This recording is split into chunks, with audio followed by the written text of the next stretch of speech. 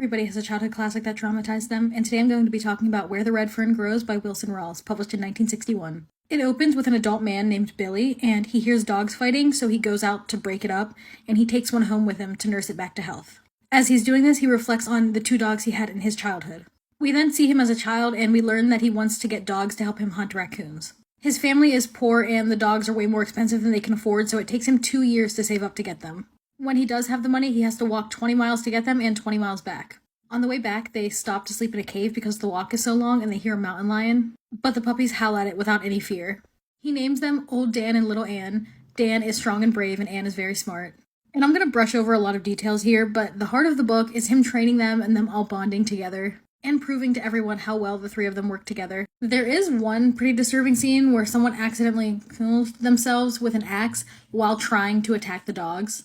That was actually pretty traumatic, for both me and Billy. Later, they won a hunting competition despite the cold weather and really bad conditions, like Billy's grandfather getting hurt, and they end up winning $300 from it, which is a lot. The 3 of them are like a well-oiled machine, so of course, tragedy strikes.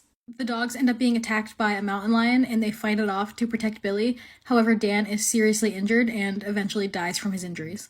And that's very sad, but it gets worse. Anne is so grief-stricken that she stops eating for days, crawls to his grave, and dies there. So one dog dying from injuries, and the other one dying from a broken heart? Nah. Billy is obviously completely heartbroken, and despite the fact that he had earned enough money to help his family move to another town where they can get educations, he can't bring himself to care. He stops believing in God and gets very much caught up in his own grief.